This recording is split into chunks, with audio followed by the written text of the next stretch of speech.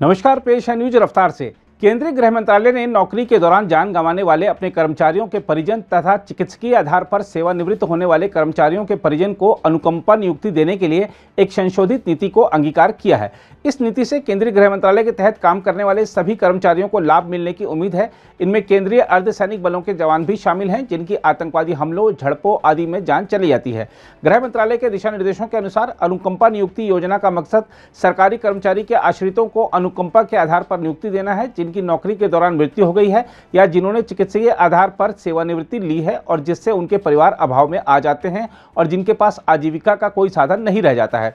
इसमें कहा गया है कि इसका मकसद संबंधित सरकारी कर्मचारी के परिवार को आर्थिक विपत्ति से बाहर निकालना है। एक अधिकारी ने कहा कि नए दिशा निर्देश अधिक पारदर्शिता लाएंगे और अनुकंपा नियुक्ति की प्रक्रिया को उद्देश्यपरक बनाएंगे। दिशा निर्देशों में कहा गया है कि अनुकंपा नियुक्ति के लिए योजना का प्रमुख पहलू है पारदर्शिता और उद्देश्य। परिवार की आर्थिक स्थिति का संपूर्ण आकलन किया जाना चाहिए और इसमें कमाने वाले सदस्य अथवा सदस्यों, परिवार का आकार, बच्चों की उम्र और परिवार की आर्थिक जरूरतों के बारे में भी गौर किया जाना चाहिए। वेलफेयर अधिकारी मृत सरकारी कर्मचारी के आश्रित को अनुकंपा के आधार पर नियुक्ति दिलाने में मदद करेंगे।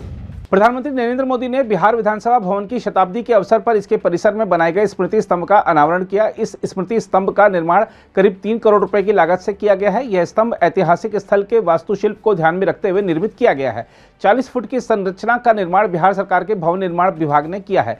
स्तंभ के शीर्ष पर बिहार का प्रतीक बोधि वृक्ष है, जिसे कांसे से बनाया गया है। स्तंभ की आधारशिला पिछले साल 21 अक्टूबर को राष्ट्रपति रामनाथ कोविंद ने रखी थी। राष्ट्रपति ने बोधि वृक्ष का एक पौधा भी लगाया था, जो अब स्तंभ के सामने है।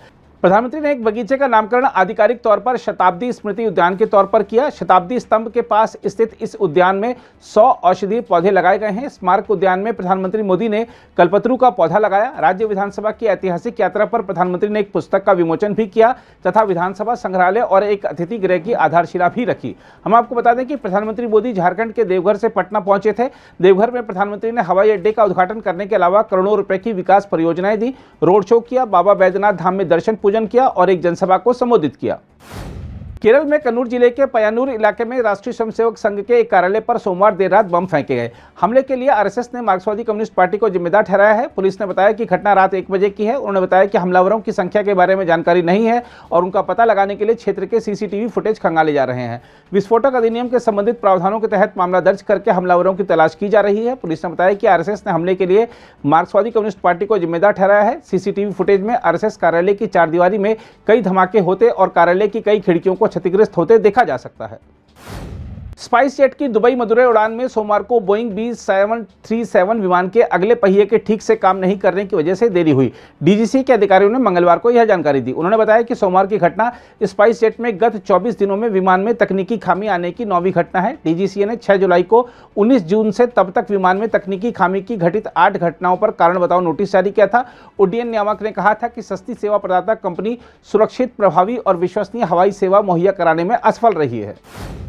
गुजरात के आतंकवादी निरोधी दस्ते ने कच्छ जिले के मुंद्रा बंदरगाह के पास एक कंटेनर से करीब 70 किलोग्राम हेरोइन जब्त की है, जिसकी कीमत 350 करोड़ रुपए होने का अनुमान है। एक अधिकारी ने बताया कि चूंकि तलाशी अभियान अभी भी जारी है, इसलिए जब्त की गई सामग्री की मात्रा और कीमत में इजाफा हो सकता है। अधिकारी के मुताबिक एक विशिष्ट सूचना के आधार पर एटीएस ने एक नौवहन कंटेनर की तलाशी ली, जो कुछ समय पहले दूसरे देश से आया था और बंदरगाह के बाहर एक माल आपूर्ति केंद्र पर रखा गया था। उन्होंने बताया कि एटीएस ने कंटेनर से करीब 70 किलो हेरोइन बरामद की है। कांग्रेस नेता राहुल गांधी संक्षिप्त निजी विदेश यात्रा पर मंगलवार को रवाना हो गए। राहुल गांधी 18 जुलाई को राष्ट्रपति चुनाव तथा संसद के मानसून सत्र की शुरुआत से पहले लौट सकते हैं। पार्टी ने राहुल गांधी की यात्रा के बारे में और कोई जानकारी नहीं दी है और इसे व्यक्तिगत बताया है। विदेश यात्रा के कारण राहुल गांधी भारत जोड़ो यात्रा की तैयारियों और कांग्रेस के आंतरिक चुनाव पर गुरुवार को होने वाली पार्टी की एक महत्वपूर्ण बैठक में भाग नहीं ले पाएंगे। हम आपको बता दें कि कांग्रेस ने इस बैठक में सभी महासचिवों, प्रभारियों और प्रदेश अध्यक्षों को बुलाया है। विपक्षी दलों के सदस्यों और सामाजिक कार्यकर्ताओं ने मंगलवार को सरकार पर अशोक की लाट के मोहक और राजसी शान वाले शेरों की जगह उग्र शेरों का चित्रण कर राष्ट्रीय प्रतीक के रूप को बदलने का आरोप लगाया है। उन्होंने इसे तत्काल बदलने की मांग की है। लोकसभा में कांग्रेस के नेता अधीर रंजन चौधरी ने ट्वीट किया, नरेंद्र मोदी जी कृपया शेर का चेहरा देखिए, यह महान सारनाथ की प्रतिमा को परिलक्षित कर रहा है या गिर के शेर का बिगड़ा हुआ स्वरूप है। कृपया इसे देखिए और जरूरत हो तो इसे दुरुस्त कीजिए। उल्लेखनीय है कि प्रधानमंत्री नरेंद्र मोदी ने सोमवार को नए संसद भवन की छत पर राष्ट्रीय प्रतीक का अनावरण किया था। जापान के लोगों ने मंगलवार को पूर्व प्रधानमंत्री शिंजो आबे को अंतिम विदाई दी। उनका आज एक मंदिर में परिवार के सदस्यों की मौजूदगी में अंतिम संस्कार कर दिया गया।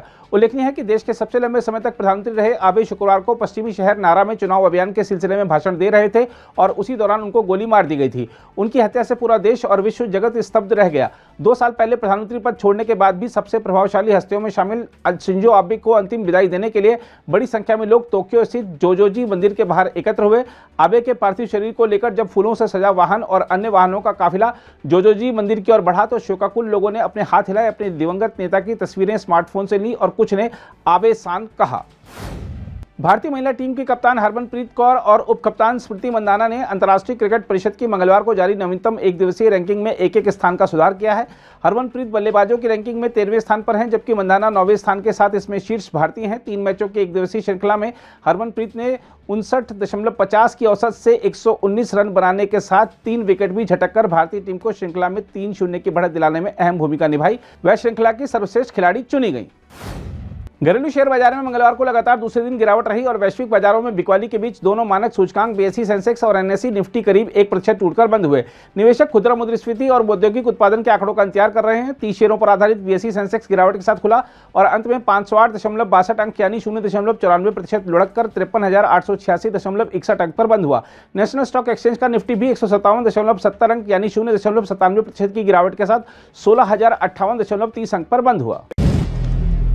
अगर आप भी लेना चाहते हैं देश दुनिया की तमाम जानकारी तो आज ही सब्सक्राइब करें हमारे चैनल को। साथ ही नीचे दिए बेल आइकन को जरूर दबाएं ताकि हर अपडेट आप तक पहुंच सके।